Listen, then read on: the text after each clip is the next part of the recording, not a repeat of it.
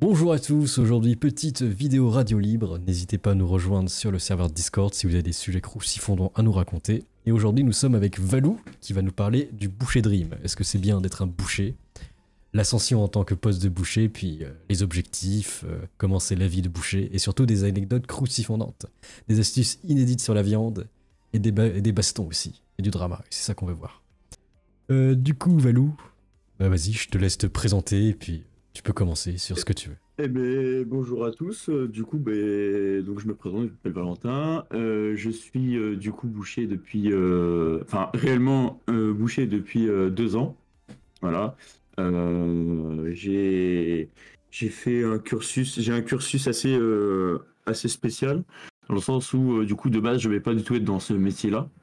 J'ai fait un lycée, j'ai fait une première année en lycée général. T'avais fait quoi? C'était en seconde, Une c'est première ça? année, ouais, seconde générale, Ah, ok. ouais. Pour ceux qui connaissent sur Limoges. Et, euh, et du coup, ça m'a pas forcément plu parce que je voyais pas du tout où est-ce que j'allais en fait avec le lycée général. Après, c'était le fac Dream et je voulais pas forcément aller à un truc qui me convenait pas. Et de base, moi, je voulais faire de la cuisine et du coup, on m'a proposé faire du traiteur, ça équivaut à peu près, mais c'est mieux payé, voilà. Et du coup, de traiteur après en charcuterie, boucherie, et du coup, j'ai fait après en bac pro, et puis après en BP, voilà. C'était facile pour toi. Euh, en matière théorique, même si en général le niveau a baissé, je pense, général, le niveau théorique, entre guillemets, général du bac pro est cadavérique, je pense qu'on pourrait définir comme ça. C'est, je pense, les niveaux des interros en cours théorique de bac pro, c'est à peu près niveau, je pense, quatrième à peu près au Ouais. collège. Cinquième, quatrième à peu près au collège. Oui, parce que ça, il y a deux Ouais, types de gens qui vont au bac pro. Il y a ceux qui sont obligés parce qu'ils sont des sales notes, et il y a ceux qui veulent vraiment y aller parce qu'ils aiment le métier, en fait. voilà. Voilà, du coup, ouais, j'y suis allé. Bon, pour anecdote, j'avais pas noté là, mais cette anecdote-là, du coup, qui était donc en bac pro, il y avait un certain élève qui avait écrit. En fait, il y a une façon de préparer la viande, ça s'appelle le désossage à blanc, hein, pour ceux qui connaissent. Et désossage à blanc, et au lieu d'écrire blanc, donc B-L-A-N-C, il a écrit blanc B-L-E-N-S. Voilà. Le type a B-L-E-N-S. Le type a Mais ça, 22. mais ça Non, n'existe pas, 24 en ans fait. maintenant. Il a pas confondu, ça n'existe pas, en fait. Bah, ici, non, non, c'est juste qu'il Oui. sait pas écrire. Ah oui. Voilà, c'est. Donc voilà, donc bac pro, donc théorique donc assez facile, pratique, il faut s'accrocher dans le sens où quand on n'a jamais fait ce genre de métier, faut en vouloir, voilà, c'est sûr. Après ça, tu peux rapidement prendre le truc et continuer, voilà, sachant que c'est un des métiers où il y a le plus haut taux de recrutement aujourd'hui. Euh, et où il y a, je crois que c'était en 2022, un des métiers où il y a le plus haut taux de gens qui partent à la retraite. Donc en fait, il y a pas mal d'opportunités. Le travail, on n'en manque pas du tout. Les salaires sont plutôt... Après, il faut les négocier. Ils sont très bons, voilà, par rapport au travail. Et donc ça, c'est les avantages par rapport à ça. Mais il faut suivre une formation sérieuse et puis être assez sérieux dans son travail. Ok. Ce que je pourrais dire par rapport au métier en global, je pense que ceux qui travaillent là-dedans pourront plus ou moins valider ce que je dis. Moi, mon parcours, c'est comme ça, hein. Voilà. Donc j'ai commencé du coup en bac pro. Bac pro, donc c'est 3 ans. Il n'y a pas d'apprentissage. C'était pas il y avait donc bac pro, c'est 3 ans sans apprentissage avec que des stages. Je peux répondre un peu au chat s'il y a des questions qui passent. Oui, vas-y. Ok. Quoi, un bon salaire, donc je suis dans le 87, donc une des régions, disons, enfin un des départements en fait où c'est ce qu'on appelle la diagonale du vide, hein, je pense que tout le monde connaît. Forcément. On peut commencer facilement à 2008 net. Ouais, c'est pas mal. 2005, 2008 net facilement en tant que boucher. Après, il faut savoir négocier et par contre, du coup, les heures, faut en faire, hein. Combien d'heures environ Voilà. tu fais, toi, par exemple? Alors, on a minimum 40 heures. Ok. Minimum 40 heures. Après, dans les 40 heures, on compte les pauses, on compte les moments de, entre guillemets, de casse-croûte. Alors après, je sais pas si j'ai d'autres anecdotes par rapport à ça, mais voilà. On compte tout, en fait, dedans. Mhm. Et faut être là, faut être à l'écoute du client, même si Voilà, c'est ce genre de métier où c'est un peu tous les métiers dans l'alimentaire, c'est comme ça. Et voilà. Ensuite, donc bac pro, donc il y a des stages non rémunérés. Enfin, maintenant c'est rémunéré les stages en bac pro, mais du coup quand je l'ai fait, c'était pas rémunéré. Ah, tu te l'es fait Et mettre donc- à l'envers, ça, quand même. Tu travaillais Oui, gratos, et limite, je suis sûr justement, que tu faisais pas mal de taf et c'était même pas payé, quoi. Exactement. Alors moi j'adorais. Enfin, quand tu commences dans un métier qui te plaît, donc tu kiffes un peu, même beaucoup. Et donc j'ai travaillé chez un artisan. Ça s'est très très bien passé. Le travail en soi, et du coup ça s'est assez bien passé. Bon, j'ai quelques anecdotes, donc je vais pouvoir en venir par rapport à ça. Euh, Déjà, donc il y avait 4 semaines de stage non rémunéré. Le patron peut te rémunérer, alors moi il me payait en bouffe, c'est-à-dire que je pouvais prendre, il me disait bah vas-y prends dans la vitrine ce que tu veux, et puis je repartais le soir avec un steak, une côte, une part de lasagne, Je voilà. prends la côte de bœuf. Voilà, bon, ouais, enfin, ouais, c'est pour ça, il est en mode pas tout le temps quand même, Oui. mais voilà. En gros, voilà, ce qui est bien, si vous aimez bouffer, c'est bien, parce que du coup, on fait pas mal de ce qu'on appelle des casse-croûtes, hein, c'est-à-dire que tu vois souvent le patron, genre à 8h du mat avec la vinasse et le boudin, vraiment, c'est ça.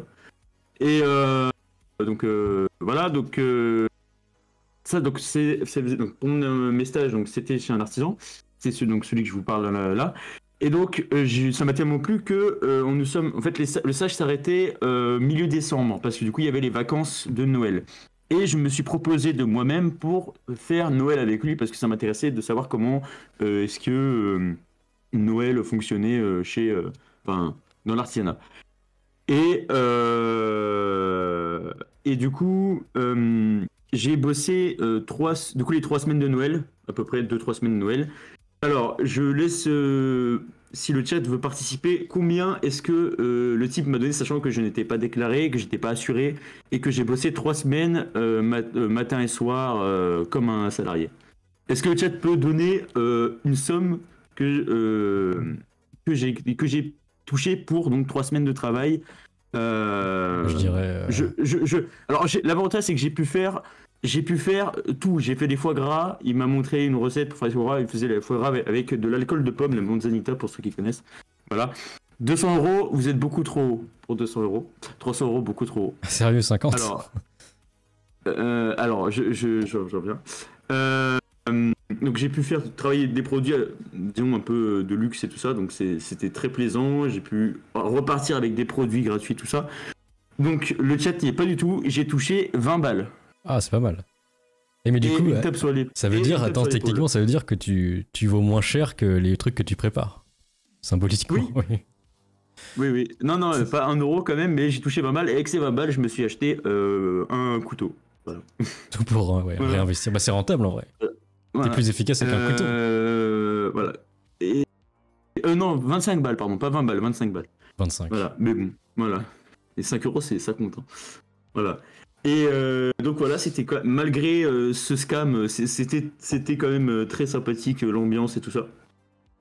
Et donc après, donc j'ai passé du coup mon bac, j'ai eu mon bac et je fais un apprentissage parce qu'il faut savoir que même s'il y a pas mal d'opportunités, il faut savoir travailler en entreprise et travailler à l'école, c'est pas pareil que travailler en entreprise.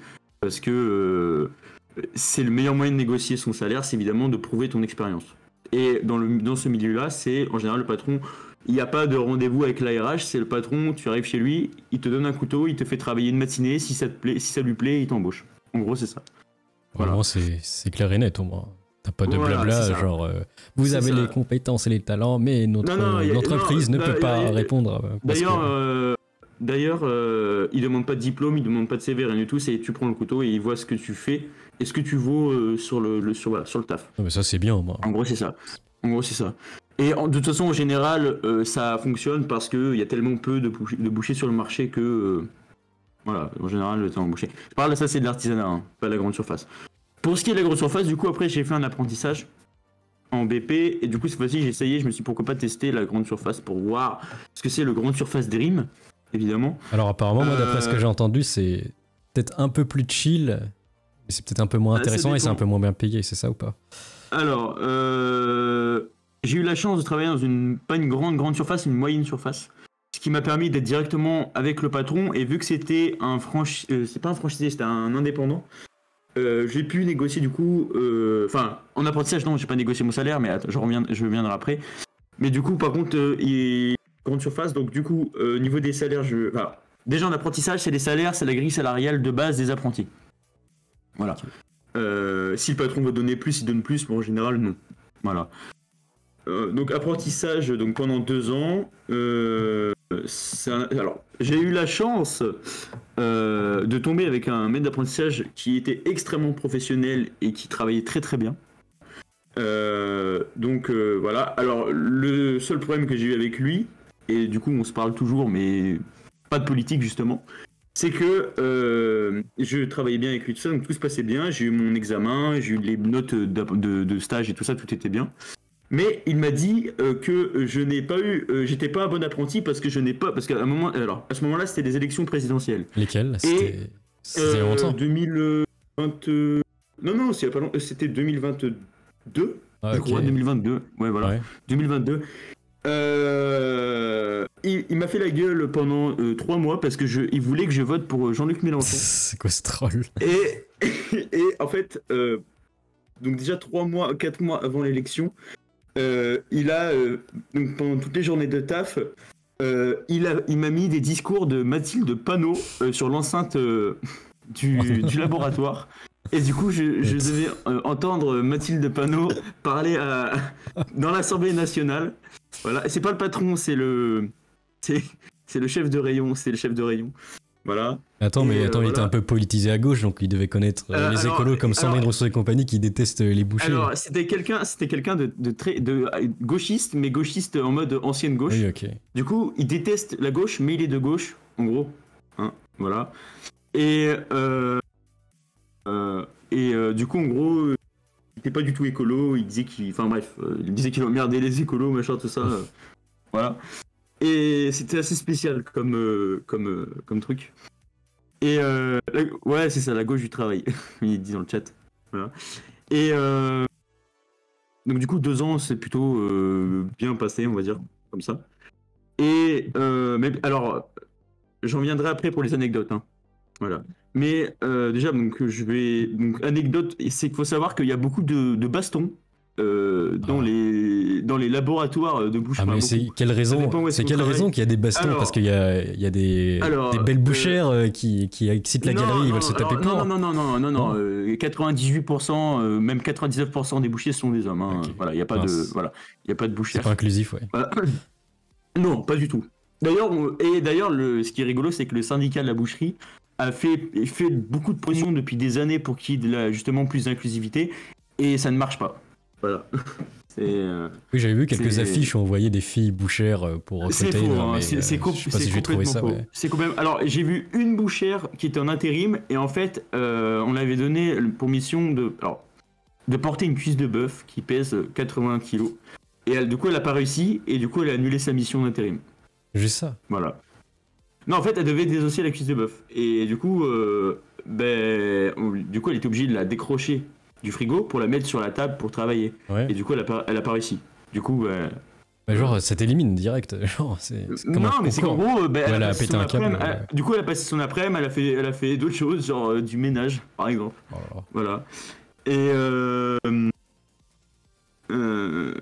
attends. J'en étais à où? Voilà ça.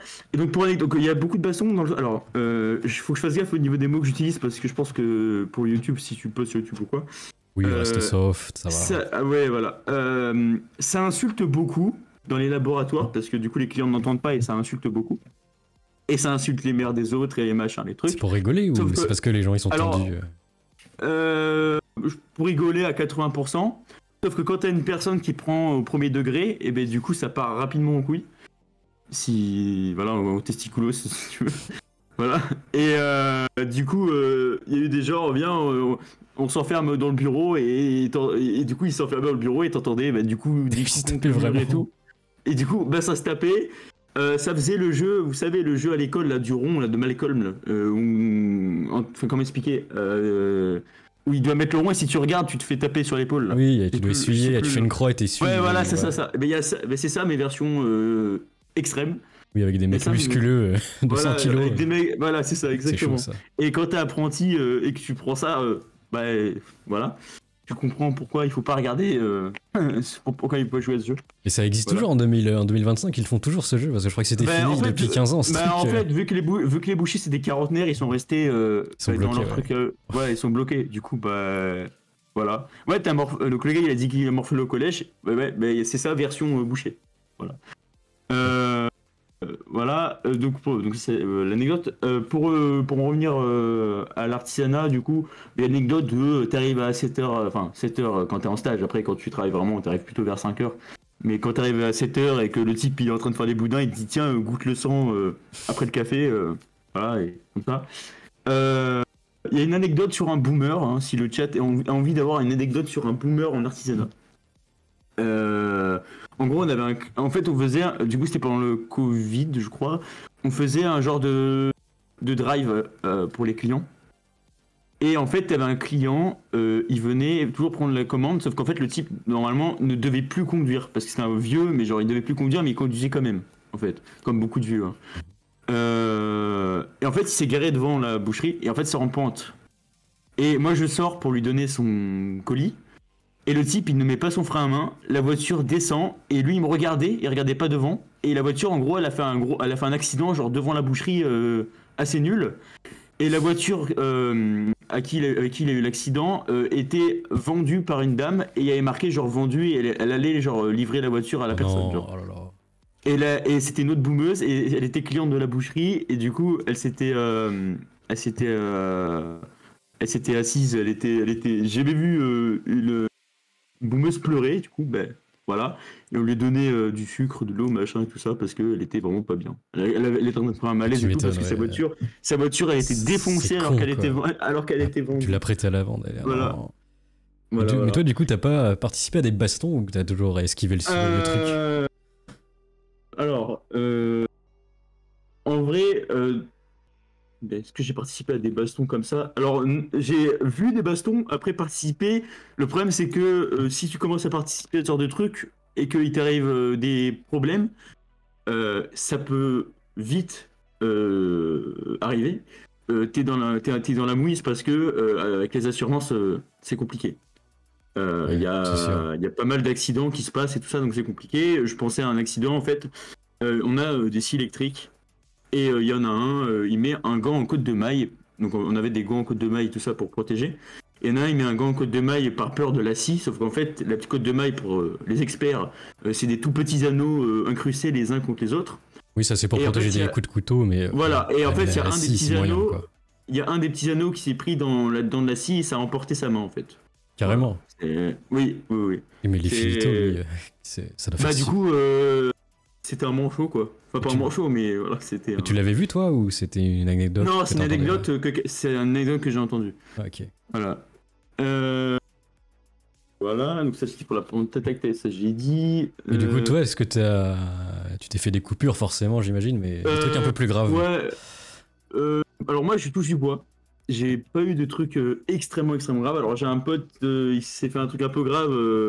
Il a dû aller à l'hôpital et tout, parce que du coup, il s'est... planté en fait l'avant-bras. C'est là où ça protégeait pas en fait au niveau des avant-bras, donc il s'est planté l'avant-bras. Je connais... Il y avait quoi comme anecdote? Il y en a... Oui, il y a des histoires voilà, de bouchers qui se... Il y a un boucher qui avait ouvert sa boutique, qui s'est coupé la main. Donc du coup, il a dû fermer sa boutique et il est dans la grosse merde. Oui, c'est vraiment une grave coupure. Ah oui, mais en fait, c'est sectionner la main en fait. Oui, bah du coup, il n'y a plus de main, c'est un peu chaud. Ouais. Et donc voilà, faut savoir que dans les classes de boucherie, là, parce que vous voyez la photo, il y a beaucoup de monde. Ça, c'est en début d'année, et en fin d'année, on n'est plus que 3. Voilà. Mais pourquoi? Oui, mais en fait, j'ai entendu que métier de boucher, il y en a plein de jeunes cadres dynamiques ou de mecs qui ont fait plein d'études qui essaient de se reconvertir là-dedans, des fois, pour je sais pas, pour essayer de se sentir utile.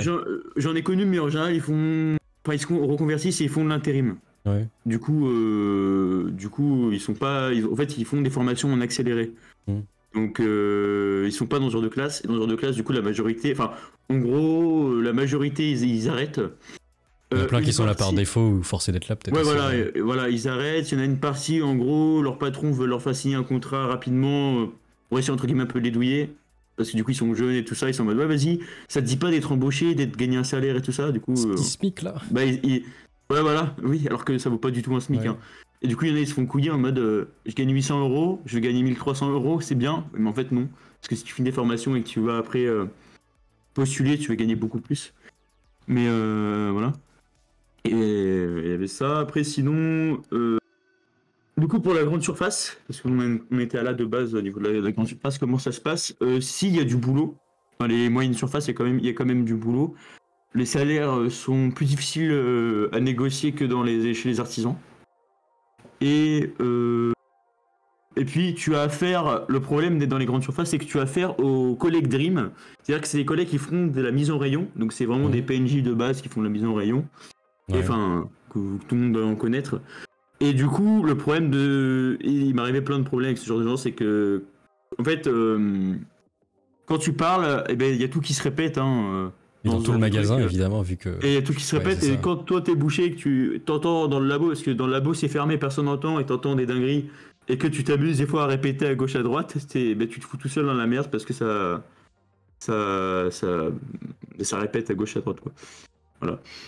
Pour l'anecdote, du coup, par rapport à la baston, donc, je t'avais dit ça, mais il y en a une autre, un peu plus croustillant. Donc, j'avais... dans ces grandes surfaces, j'avais travaillé du coup avec un chef de rayon qui venait du coup de Paris. Et du coup, je ne sais pas pourquoi, le patron l'avait dans le collimateur. Genre, tous les jours, il venait le voir, oui, il manque ça, oui, il n'y a pas ça, oui, c'est pas bien ça, maintenant. Alors que les autres chefs d'avant, il leur disait pas. Donc c'est vraiment parce que c'était lui.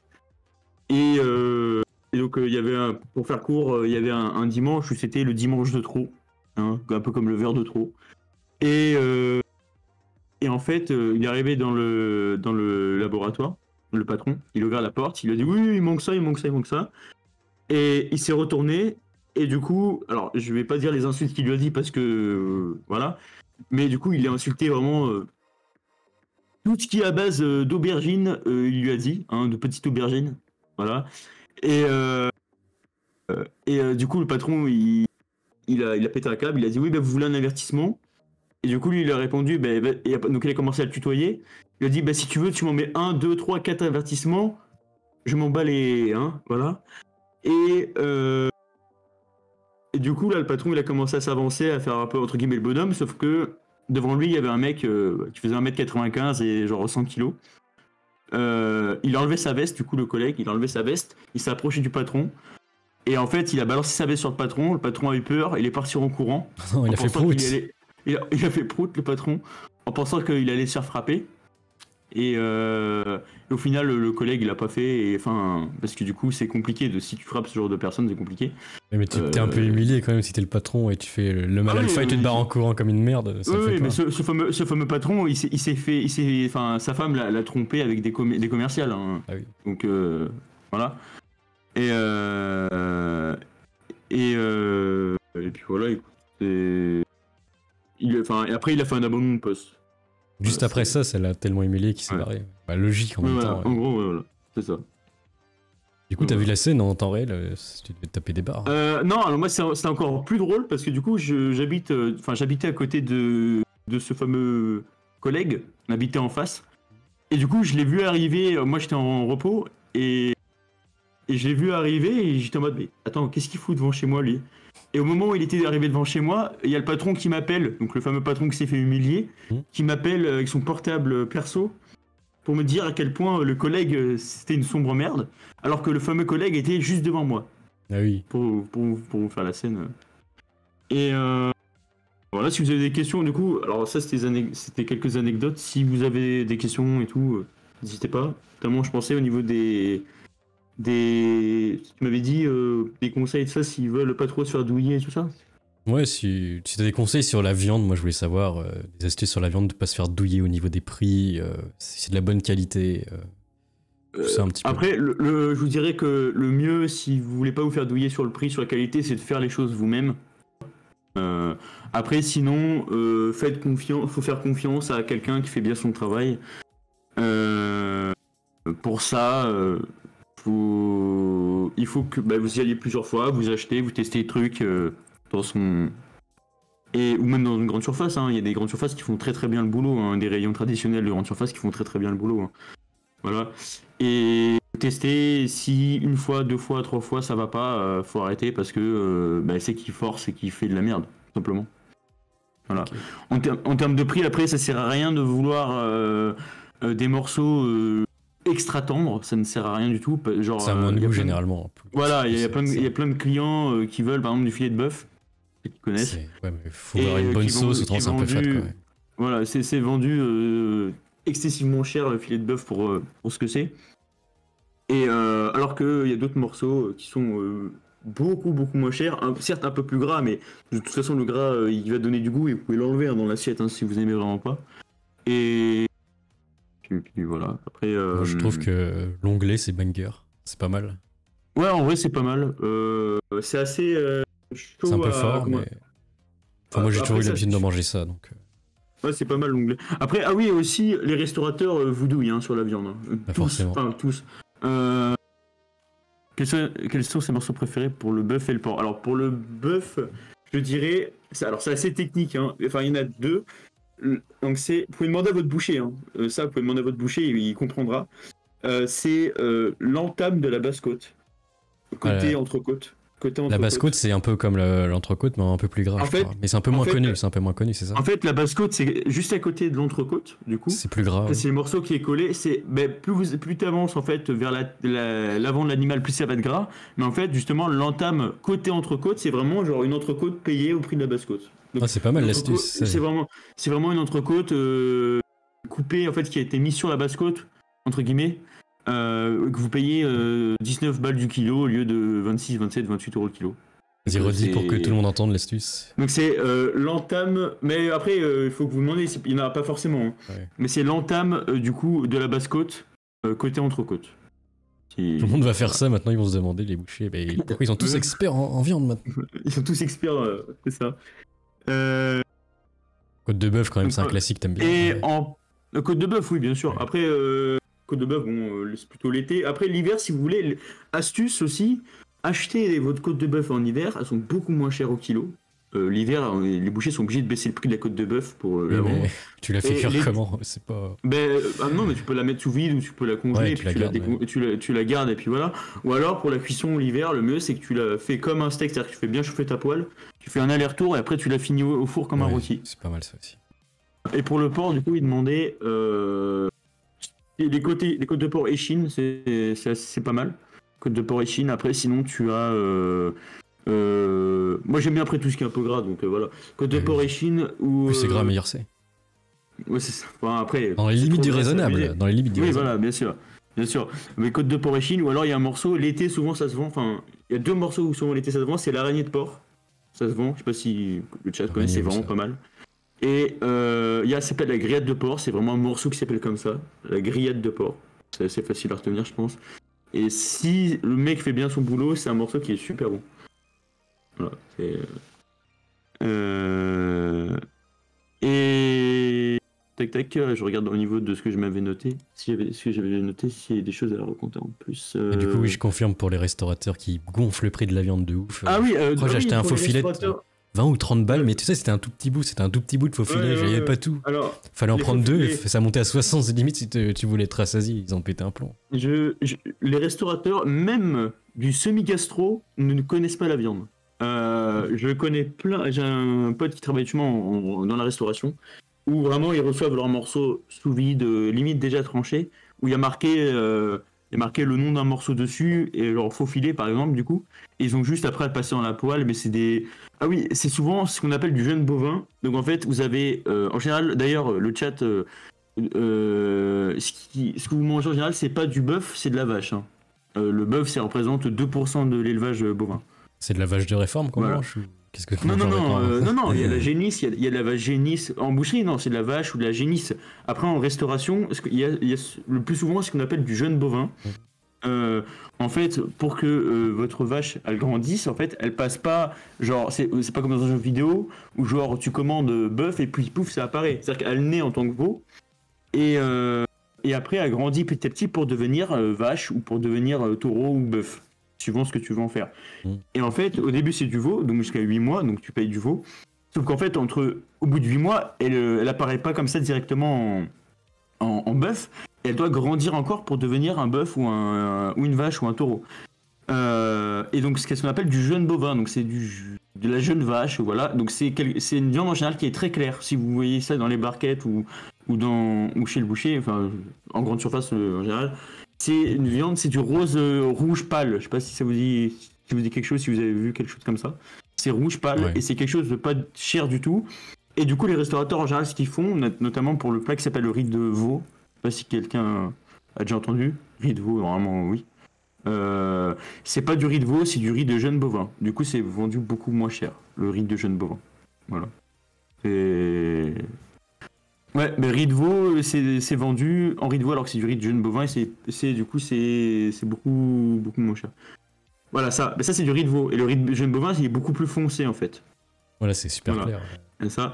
Et du coup, les restaurateurs, en fait, ils reçoivent leurs morceaux et souvent, ils sont même eux-mêmes couillés par les fournisseurs. Ils se font eux-mêmes arnaquer par les fournisseurs parce que justement, ils se connaissent pas en viande. Voilà. Et ils vendent beaucoup, beaucoup, beaucoup trop cher les morceaux. Ça, c'est sûr. Mais du coup, on est d'accord que toutes les viandes dégueulasses de réforme, les trucs Eco Plus, ça passe dans les trucs, dans les plats transformés qu'on retrouve dans les boîtes. Pour rayon petits morceaux, c'est pas dans la boucherie, ça. Complètement. Et oui, n'achetez jamais des produits Bigard ni Charal. Hein. Il y a quoi dedans? Parce que j'en ai goûté une fois, c'était dur la viande. Pourtant, je sais pas ce que c'était. Bigard, ils font pour les produits transformés, genre comment ça s'appelle? Quand les boulettes de bœuf, les machins, les trucs comme ça. En général, ils prennent de l'avant de vache de réforme. C'est de l'avant, c'est des morceaux dans l'avant qui sont beaucoup moins chers. Et ils mélangent ça en général avec ce qu'on appelle ils appellent ça du minerai, les industriels. C'est genre Minecraft. Ils appellent ça du minerai et en fait ce sont des mélanges, ça s'appelle des aponévroses et un peu de viande en fait dedans mélangée. Voilà, en général c'est ce qu'il y a dedans. Généralement, quand tu vois la douille, quand il y a écrit boulette au bœuf, il n'y a pas que du bœuf généralement. Voilà, c'est ça. Et la couleur, en général, souvent dans les merguez, il y a ça. La couleur flashy comme ça, orange ou rouge flashy comme ça, c'est un colorant qui s'appelle, alors le E, je sais plus combien, et c'est un insecte en fait qui est broyé dedans et qui donne la couleur rouge. Vous avez le nom, le chat, le cochibu, un truc là. Ouais, voilà, un truc comme ça. Et ils mettent ça dans tout. Bigard, ils mettent ça vraiment dans tout. Autrement, ce serait moche, oui, c'est sûr. Voilà, ils mettent ça dans tout et voilà, les merguez, c'est la poubelle. Hein. Les merguez, c'est littéralement la poubelle des industriels. Hein. Mais en boucherie, vous faites quand même des merguez de bonne qualité parce que celles en rayon, je suppose qu'elles sont dégueulasses. En boucherie, tu es obligé, pour gagner des sous, de valoriser tout ce que tu as acheté. Si tu achètes une demi-vache, tu es obligé de la valoriser à 100%. Et donc, du coup, tu es obligé à fond. Des morceaux, par exemple, l'été, les morceaux à pot-au-feu, tu vas pas pouvoir les vendre parce que du coup les gens ne font pas de pot-au-feu ou de bourguignon l'été en général. Et donc c'est des morceaux qui vont plus être broyés pour faire des lasagnes, pour faire des merguez, mais ça reste des morceaux un petit peu gras, mais qui restent bons. Voilà. C'est souvent comme ça. Cochenille, du coup, le colorant apparemment de l'insecte. Oui, voilà, c'est ça, exactement, cochenille, je l'ai pas vu, c'est ça. En gros, en mangeant de la viande, alors c'est sur les industriels, hein. En mangeant de la viande, vous mangez des insectes, hein. Du coup. Oui, de toute façon, ils sont partout, on n'a pas le choix. Ouais, c'est assez... C'est courant, les bouchers qui retirent les pièces pour les vendre plus longtemps. Alors, c'est courant... Ça dépend où est-ce que... Ça dépend vraiment en fait, c'est pas courant ou pas courant, ça dépend en fait de la personne qui gère le rayon et ça dépend de la marge demandée. Si le patron te demande un quota par exemple de 23 de marge, c'est une marge qui est assez fragile, enfin assez faible, donc du coup il va pas forcément le faire parce que du coup on lui demande pas énormément de marge, on lui demande de faire du chiffre et pas de la marge. Par contre si on lui demande 38-40% de marge, il va éviter de jeter les produits. Voilà. Alors, est-ce que c'est dangereux? Ça dépend vraiment de l'état du produit. Il y a des barquettes vraiment de steak ou de machin qui vont vraiment très bien tenir et qui, au bout même de... Alors, c'est 4 jours en général de DLC. Au bout de 4 jours, ça va toujours être rouge, beau et machin, et tu vas quand même pas pouvoir le vendre. Donc, du coup, là, ils vont, le transformer et faire autre chose. Après, si il y a des barquettes, au bout de 2 jours, elles sont vraiment pas belles et ils vont être obligés de les jeter. D'ailleurs, moi, c'est souvent dans les steaks hachés que j'ai l'impression que ça arrive, ça, les steaks hachés où tu chopes des trucs. C'est souvent ça. Hein. Bah, les steaks hachés, ça dépend. Encore une fois, ça dépend du steak haché. Si c'est des steaks hachés en barquette, si c'est steak haché en frais, ça dépend aussi. Parce que moi, il y a pas longtemps, j'ai mangé des steaks hachés en barquette. Tu sais, le dernier jour, avant que ça périsse, il Ouais. était un petit moins 30. Ouais. J'ai Ouais. goûté, mais il était fort. Hein. Le steak haché, c'était bizarre. Hein. Ah oui. Bah après, C'est fort, hein. oui, après c'est normal si ça arrive à date et tout ça. Les Et derniers oui, jours. pour les produits, on les voit, il y a pas mal de clients ce qu'ils font, et je pense qu'il y en a pas mal qui le font parce que du coup c'est un peu la dèche, c'est il y a souvent un bac dans les grandes surfaces, un bac moins de 30% produits qui arrivent à date. Je crois qu'il y a souvent ça. Faut juste regarder les produits, à quoi ils ressemblent, mais oui, c'est une bonne idée si vous voulez faire comme ça. Vous pouvez demander si vous voulez manger, ce qui est sympa, ce que vous pouvez faire, c'est demander à votre boucher si il a des os à moelle. En général, il les donne, si c'est pas un enfoiré, il les donne. Et vous faites ça au four, vous mangez ça sur du pain, c'est vraiment super bon et c'est gratuit. Enfin, c'est quasiment gratuit et c'est vraiment très bon pour ceux qui connaissent les os à moelle au four.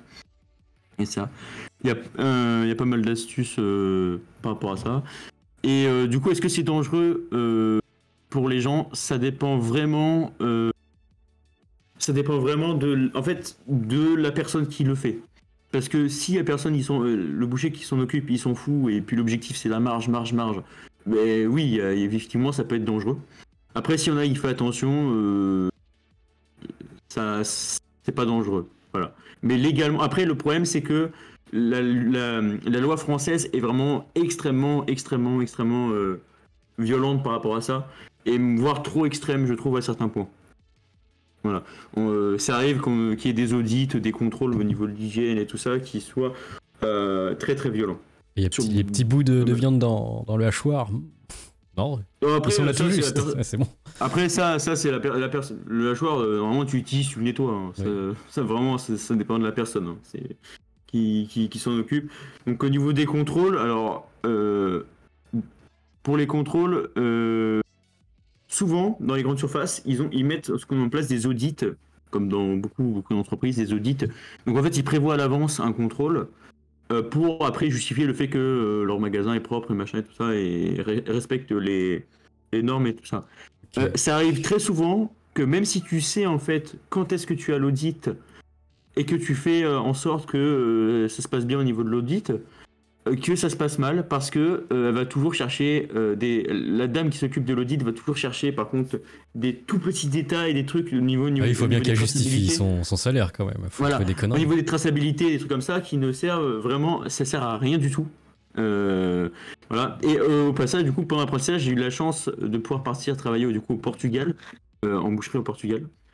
Et pour comparer au niveau des normes et tout ça, en France, on est vraiment extrêmement violent au niveau des normes par rapport au Portugal, par exemple.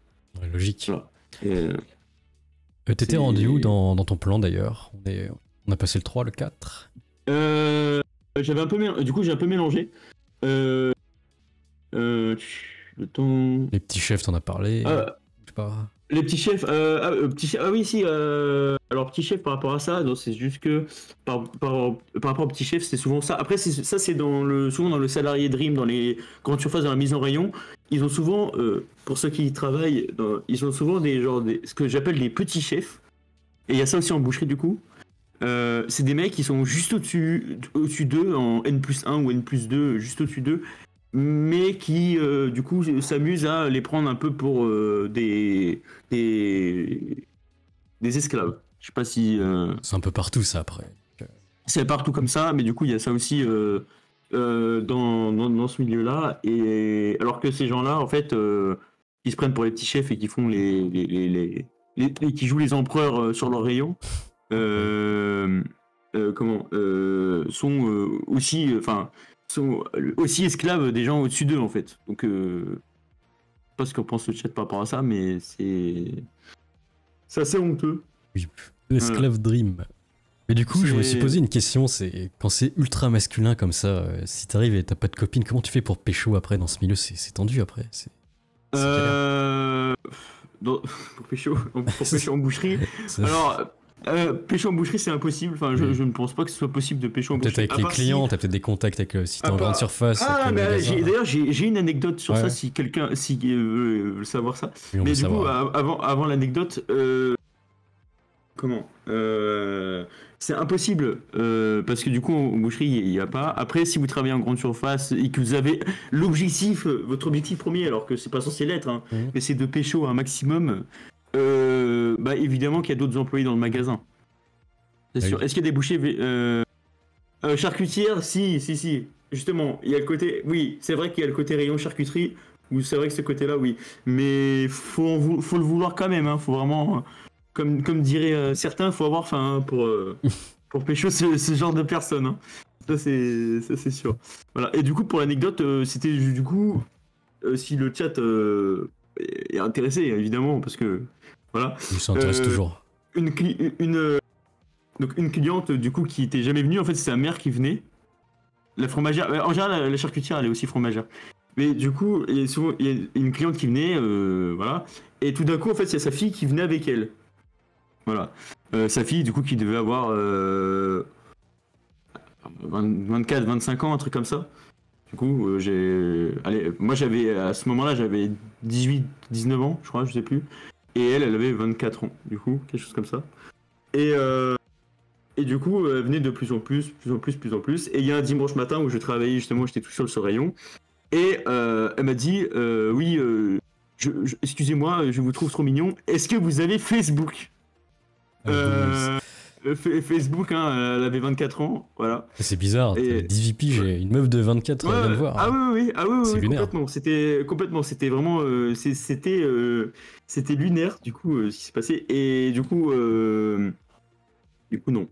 Parce que du coup, cette personne avait, comme sa mère, un vilain défaut, l'odeur.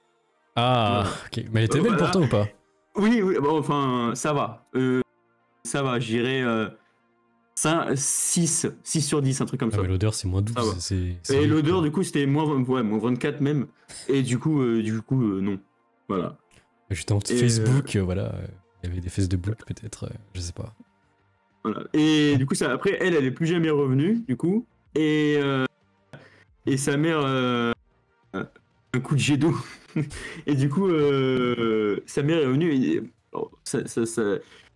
sa mère, il faut la sentir, hein, l'été. Hein. On la sent passer. Hein. Bref, on va la sentir. Les gens qui se lavent pas, bon. Voilà. Ça fait toujours plaisir. Il y en a pas mal. Donc voilà, c'était comme ça.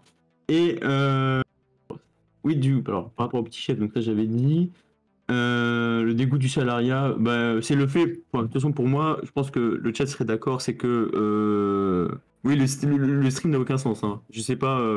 C'est une radio libre. C'est pas besoin d'avoir de sens. Ouais. Mais du coup, elle sentait non, ça sentait pire que l'andouillette. Mais du coup, les petits chefs, c'était quoi l'anecdote? Le petit chef, bah en fait c'est que du coup ah oui, donc en gros c'était donc j'ai travaillé à un moment pour un Carrefour Contact et il faut savoir que les Carrefour Contact tu peux être locataire gérant, enfin je crois que pas que dans les Carrefour Contact mais dans plein de magasins tu peux être locataire gérant et en fait locataire gérant c'est que tu es patron mais tu es plus ou moins la solde du coup de l'enseigne qui est là.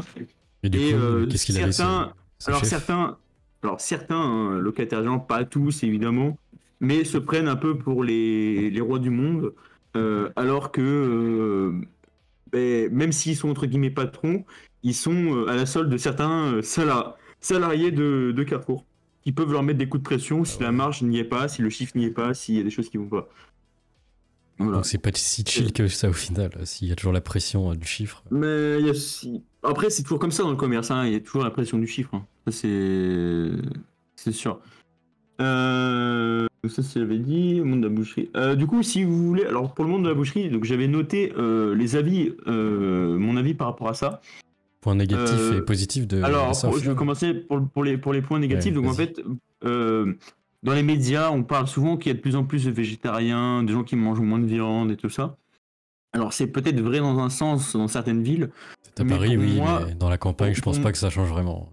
Pour moi, la raison numéro 1 de pourquoi les gens ne mangent plus de viande, c'est qu'ils n'ont pas assez de sous, déjà.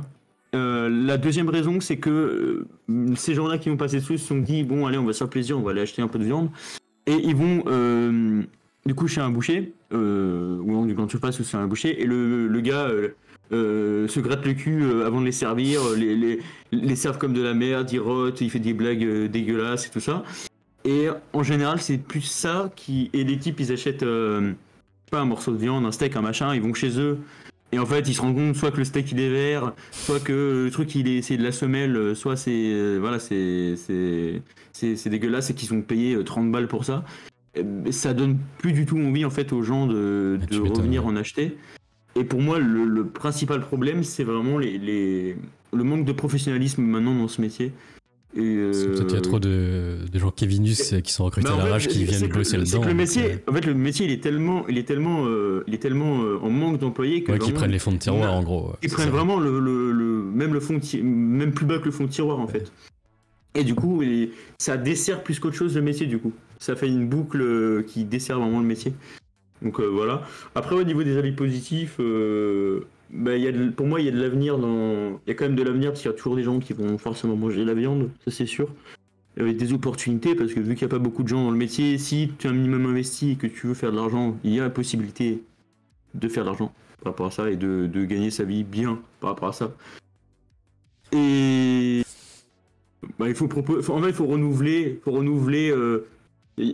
remettre un coup de jeune pour moi sur ce métier.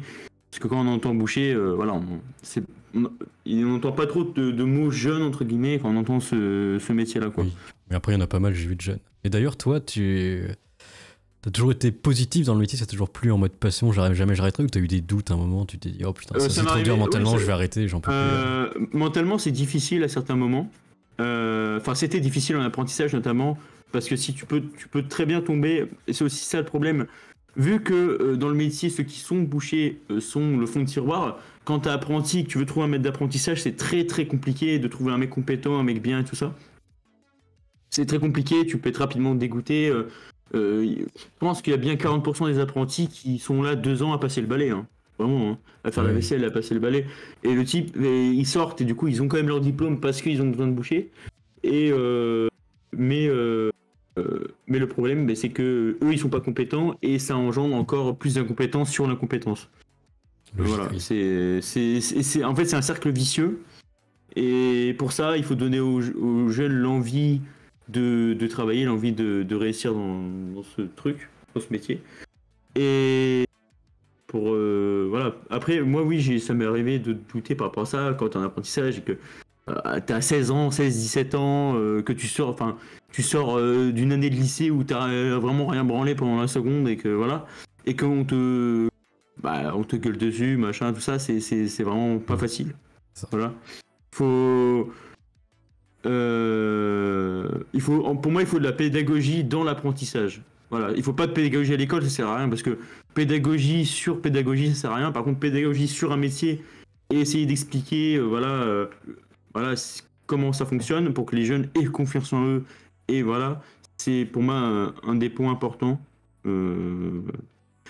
Après. Et du coup, si c'est pas indiscret, maintenant, tu palpes combien environ? Alors, du coup, là, j'ai pu entre 2000 et 2500 pour 38 heures. Donc, je suis au-dessus au niveau de. En fait, j'ai pu négocier du coup un salaire un peu plus bas, mais pour beaucoup moins d'heures, en fait. Ouais, donc, du coup, plus avantageux, ouais. En gros, c'est plus avantageux parce que dans ce métier, tu as forcément besoin de faire des heures. Et vu que tes heures, tu arrives rapidement à 38 heures, après, c'est que de l'heure sup. Donc, tu peux rapidement, après, gagner plus en négociant un peu moins de sous au début avec moins d'heures, en fait. Ok. Voilà. Et, après, le plus petit, pour ceux qui veulent, c'est intérim. Ça embauche beaucoup en intérim. C'est bon, s'ils ont besoin toujours de main-d'œuvre, ils vont aller là-bas. Oui, voilà, c'est ça. Après, quelqu'un qui avait posé. Ah oui, le vrai problème, c'est économique et la viande pré-emballage. Oui, c'est économique. Enfin, c'est pas tant économique, c'est la façon dont, encore une fois, le professionnel va vendre sa viande. C'est-à-dire que les prix, contrairement à ce qu'on pourrait penser, les prix de la viande n'ont pas tant monté que ça par rapport au reste. C'est juste, en fait, si le type devant toi, encore une fois, c'est un problème comment dirais-je, de personnel. C'est que si le type devant toi, il va couper un steak, il te vend le steak 26 € le kilo, ce qui est un prix correct pour du steak, du bon steak, hein, plus correct, et que le type, au lieu de te faire un steak de 150 grammes, le type il va te faire un pavé de 400 grammes, eh ben forcément que tu vas payer 3-4 fois plus au niveau du prix. Ça, c'est un mythe ou pas, le boucher qui rajoute un petit peu de poids en plus pour te faire payer plus? Non, ça, j'ai jamais vu ça. Franchement, honnêtement, j'ai jamais vu ça. Le seul truc, c'est ce qui fait peur aussi aux gens, c'est le prix au kilo, j'ai remarqué. Hein. C'est vraiment le prix au kilo, ils voient 26, 27, 30, 50 généralement, t'achètes pas un kilo de viande en un coup. Et généralement, t'achètes pas un kilo, mais dans la tête des gens, voir 50 euros, ça rebute quand même à acheter. Et ce que je fais en général, parce que du coup, maintenant, je gère un rayon, c'est j'essaie de faire au maximum le prix à la pièce. C'est-à-dire que dès que je peux faire le prix à la pièce, je le fais. Pour des paupiètes, des machins, des trucs. Donc les gens, ils voient que à la pièce, finalement, ça revient pas si cher que ça. Et d'ailleurs, maintenant, les grandes surfaces, la méta, c'est pas de plus trop avoir de bouchers, mais juste des bouchers qui mettent en rayon déjà des trucs sous blister. Pour moi, c'est pas méta. Pour moi, c'est pas méta parce que en fait, la viande qui est déjà emballée, tu payes ça une blinde sur les centrales et les entrepôts des magasins. Tu payes ça une blinde et c'est beaucoup plus rentable de payer un mec, de payer du coup une carcasse beaucoup moins chère, que le mec va travailler ta carcasse et va faire ça. Ça reste quand même plus rentable que de payer de la viande déjà coupée, déjà faite. J'ai l'impression justement qu'il la coupe dans les labos en fait et qu'il la met en rayon après, tu vois, juste après, juste à côté, c'est ça. Il n'y a pas juste un mec planté au comptoir tout le temps en permanence. Alors en gros, c'est qu'il y a deux zones de vente. Il y a la zone dit traditionnelle, donc c'est la vitrine avec le comptoir entre guillemets, et tu as le libre service, donc les barquettes. Voilà. Okay. Il y a des bouchers qui, dans les grandes surfaces, hein, comme des Leclerc, comme je vois dans le chat, souvent dans les Leclerc, dans les grands Leclerc, il y a une équipe qui va faire vraiment que de la barquette, donc ils vont être derrière, ils vont couper, ils vont recevoir de la viande, ils vont la découper, la machin, faire des steaks et faire des barquettes et faire que de ça. Et il y a une équipe sur le rayon traditionnel qui va faire que le rayon traditionnel. Voilà, souvent c'est ça dans les grandes surfaces. Voilà. Et dans les moyennes surfaces, en général, le boucher ils font les deux. C'est pour avoir moins de salaire à payer. Et du coup, pour les points positifs, c'est tout, tu vas taper dans le négatif. Pour les points positifs par rapport au métier, là, c'est que c'est un métier passionnant. Voilà, pour ceux qui aiment, en tout cas, hein, voilà, c'est un métier qui peut être passionnant, en tout cas si on se donne les moyens. Le problème, c'est que je vais être très, j'ai été très, comment dirais-je, négatif par rapport à ce métier-là, mais il y a quand même le salaire. Oui, après il y a le salaire, ça c'est sûr. Il y a un avenir, c'est-à-dire que vous allez avoir toujours du travail. C'est quelque chose qui est très important au-dessus du salaire, c'est de se dire un patron m'embête, m'emmerde, me fait chier. Et tu peux aller voir ailleurs, je me casse. Je claque la porte. Je peux trouver mieux, ouais. Voilà, je claque la porte et je vais ailleurs. Et en général, le patron est très emmerdé si il n'y a pas de boucher justement derrière, et sachant qu'il y a plein de magasins où le rayon boucherie fait 20, 30, 40% du chiffre du magasin. Oui, c'est ça. Voilà. Donc en général, les avantages, c'est que tu n'es pas embêté pas forcément trop embêté si tu fais ton taf. Tu n'es pas embêté du tout par la hiérarchie ni par les collègues. Et s'il y a des collègues sur d'autres rayons qui t'embêtent, ben, tu en parles au patron et puis c'est réglé. Voilà. Parce que le patron va souvent être de ton côté parce que justement, il est un peu dépendant de toi dans les petits magasins. Et du coup, ton avenir pro, est-ce que tu as des projets dans la boucherie? Généralement, le projet de base, c'est d'ouvrir une boucherie à long terme. Bien sûr, alors c'est ce que j'aimerais du coup faire à l'avenir. Alors pas maintenant, le problème maintenant d'ouvrir une boucherie, donc c'est économique. Il y a une crise, comme tout le monde le sait, les prix c'est de plus en plus cher, donc c'est compliqué d'ouvrir. Le deuxième gros problème d'ouvrir une entreprise, c'est l'URSSAF. L'URSSAF taxe, je crois, 40%. Du chiffre d'affaires, donc c'est-à-dire que sur 10 jours de travail, il y a 4 jours où en fait tu travailles pour l'État. Bah oui, tu pensais que c'était une start-up nation, non? Tu vois dans les caisses de l'État. Non, donc c'est très compliqué par rapport à ça. La peur aussi d'investir, parce que du coup, en général, soit tu reprends une boucherie avec une clientèle, mais souvent la clientèle elle se plaint parce que l'ancien boucher il était meilleur, alors c'est faux, mais ils sont habitués en fait à leur boucher de base. Voilà. Soit tu investis dans une boucherie de A à Z et à ce moment-là tu en as pour très cher parce que du coup justement les normes françaises font que tu es obligé de payer faire venir des entreprises spécialisées agréées par l'État, donc pour mettre en place des frigos, des chambres, évidemment, frigo, chambre froide et tout ça, mais tu ne peux pas faire par toi-même. Même si tu es qualifié dans ce métier-là, tu es obligé de faire venir des entreprises estampillées pour justifier que c'est aux normes françaises. Voilà. Ok. Donc ça coûte très cher si tu veux faire ça. Et après, les avantages, c'est avoir ta propre entreprise, pouvoir faire ce que tu veux, entre guillemets, dans les limites évidemment de, de la clientèle. Parce que finalement, quand t'es patron, c'est que t'es le salarié de tes, comment ça s'appelle, de tes clients, hein, au final. Il y a d'autres questions dans le chat, je l'avais pas vu. J'avais une L'intervenant, question qui était passée, qui était assez intéressante, c'est est-ce que t'as vu des végans ou végétariens te faire chier une fois? Alors, personnellement non, mais je sais qu'il y a des boucheries qui se sont fait vandaliser par, notamment dans des grandes villes, par justement des véganes et des machins. Mais Ça va pas moi arriver non, dans je un sais village que paumé. ouais, voilà, ça va pas arriver dans les coins là où j'habite, ça va pas forcément arriver. Donc du coup, non, personnellement. Voilà. Et puis de toute façon, en général, ces gens-là ne vont pas dans les boucheries, à part s'ils veulent vraiment casser, mais c'est plutôt, je dirais, dans des milieux plus urbains, ce genre de truc. Logique, oui. C'est là où il y a la concentration de bobos aussi.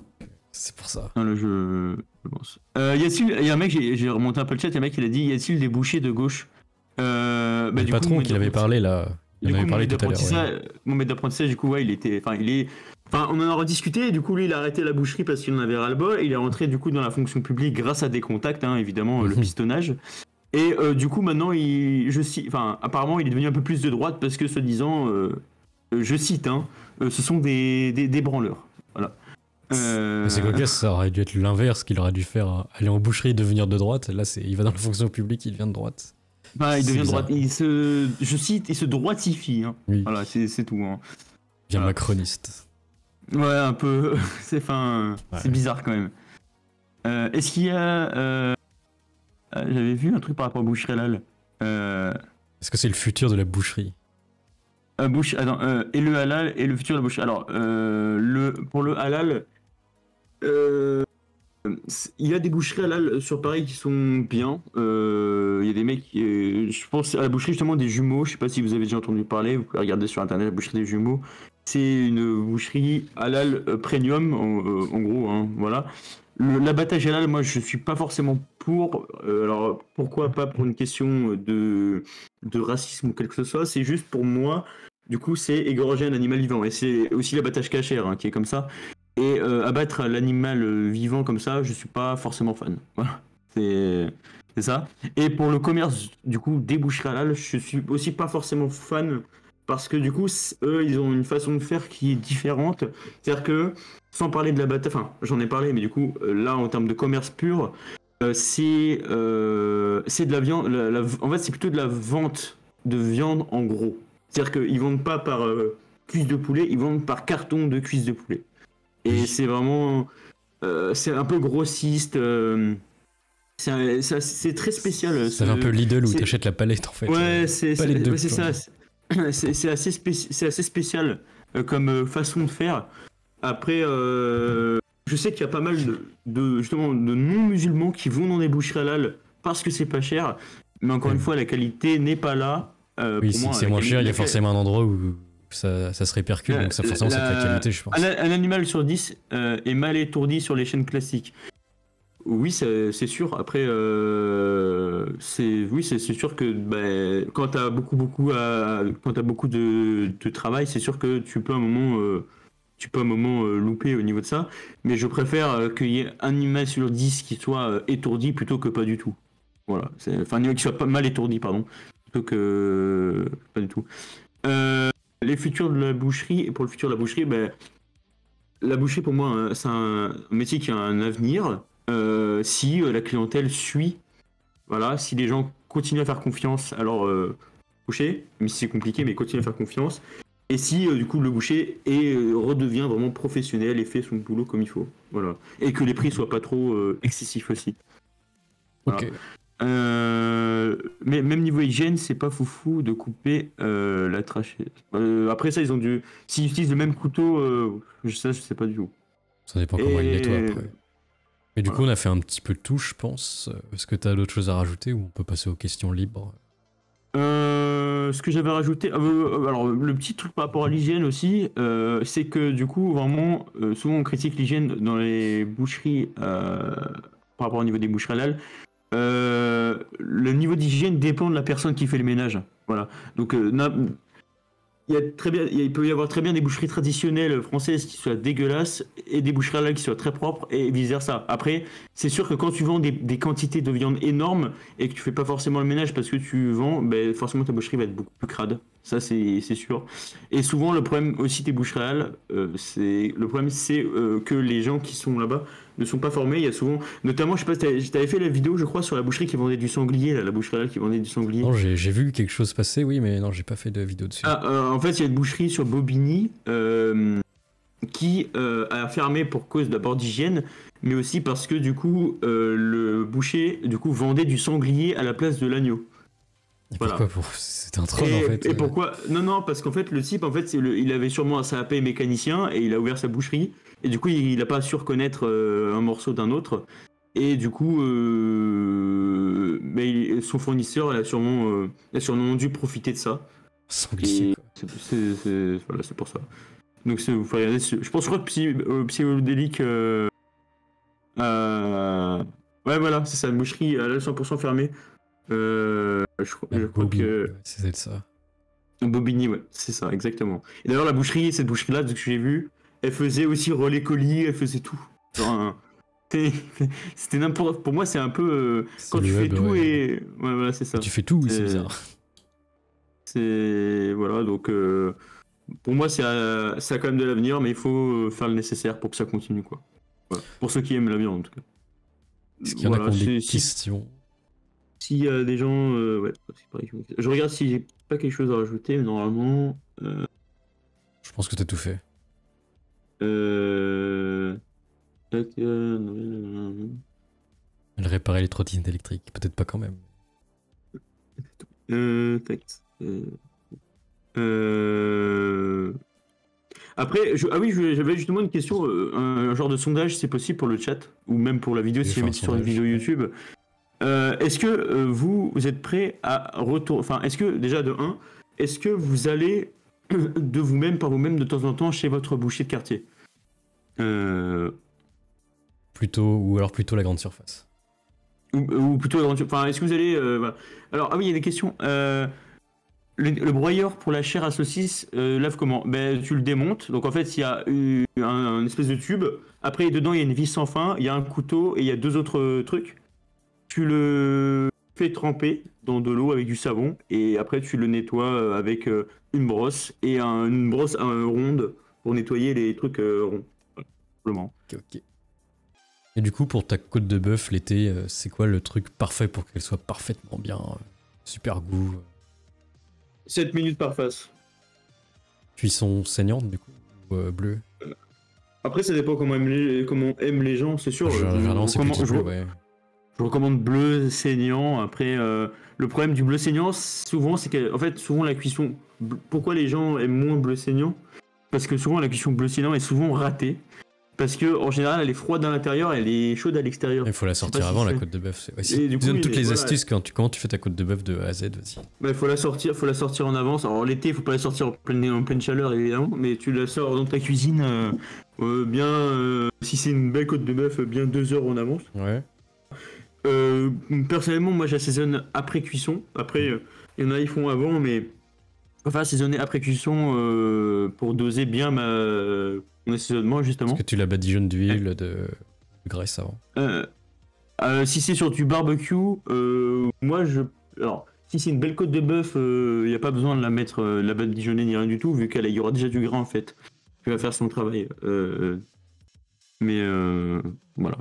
Après, On touche pas, du coup on laisse 7 minutes et après on tourne 7 minutes. On fait pas des allers-retours en boucle. en moyenne 7 minutes par face. Après, ça dépend de la taille de ta côte de bœuf, hein, c'est sûr. Oui. Ça, c'est sûr. Et l'hiver, je recommande, si vous voulez vraiment manger de la viande, vous faire plaisir, faites des plats en sauce plutôt l'hiver. Faites un bourguignon, c'est facile à faire. C'est logique, oui, un pot au feu. Vous faites, alors je sais que c'est chiant parce que oui, la vaisselle machin, mais vous faites une grosse quantité, genre le samedi, dimanche, et vous avez à manger pour la semaine. Quoi. Ouais, faut aimer le Et vous manger payez plusieurs pas trop fois, c'est cher. ça. Oui, voilà, ou alors tu fais 2 plats, Oui. tu alternes. C'est au choix après des gens. Et d'ailleurs, c'est un mythe ou pas qu'il faut laisser la viande reposer dans du papier alu avant de la manger pour que le sang revienne ou je sais pas quoi. Il y en a plein, j'ai vu plein de tutos YouTube où en gros ils mettent dans du papier aluminium après cuisson la côte de bœuf et après ils laissent reposer autant de temps que le temps de cuisson. Et après ils la dégustent. Ouais, je vois. Ça dépend vraiment de ce que c'est. Personnellement, moi, je le fais pas. Après, j'ai jamais essayé, donc ça, je peux pas dire. J'ai jamais essayé. S'il y a beaucoup de monde qui Parce que c'est répandu comme, faut voir comme les technique, sources donc, après. je sais pas. Le souci, c'est que même des cuisiniers sur YouTube, les cuisiniers sur YouTube, il y en a plein. Ils donnent souvent des mauvais trucs. Il y a tout et son Alors, c'est contraire, pas- donc je sais pas trop. Voilà, il y a tout et son contraire sur Internet. Une vraie côte de bœuf doit peser combien en l'idéal ça dépend si tu manges bien ou si tu manges pas bien. Après, je dirais, pour qu'elle soit cuite, enfin, pour faire. Je vous dirais maximum une belle côte de bœuf, 1 kg 2, 1 kg 3. Et puis si vous êtes, plus nombreux, vaut mieux avoir 2 côtes de bœuf un peu épaisses qu'une énorme qui va être. Qui va jamais être cuite. Voilà, c'est le mieux. Tout cramé à C'est l'extérieur. Oh. Et après, vous pouvez aussi, en boucherie, il faut pas oublier, alors plus chez les artisans, ça, qu'il y a pas mal de plats cuisinés que les artisans font, justement. Ou pas, hein, ça dépend vraiment de la boutique, hein, ça c'est sûr. Mais il y a plein de plats cuisinés qui sont vraiment très sympas, pas trop chers. Ça dépend de où est-ce que vous êtes. Hein. Mais c'est pareil, si vous avez la flemme, je sais pas, de manger après, je vais faire là mon genre défenseur de mon métier, c'est sûr. Mais au lieu d'aller à McDo, je sais pas, dépenser 30 balles, je sais pas combien c'est, je me souviens plus trop. Oui, c'est cher Mais maintenant. moi je sais, par exemple, en même temps, un tacos, je sais pas combien ça coûte, un tacos, ça coûte 7 euros, non 7, 9 Ouais, dans les environs. 9. Bah, 9, si vous êtes 4, admettons, comment expliquer, si vous êtes 4 à manger, et que votre tacos, par exemple, il coûte 29 euros, ça vous fait déjà 36 euros de budget. Pour 36 euros, une côte de bœuf, par exemple, en hiver, ou même en été, c'est en moyenne 26 euros le kilo. À 6 personnes, pour 36 euros, vous pouvez largement manger une belle côte de bœuf chez le boucher. Ouais, c'est Pour le rentable. prix de 4 tacos, hein, vous pouvez manger et encore belle avec des pommes de terre, des machins, des trucs. Hein. Pour 36 euros, c'est largement possible. Hein.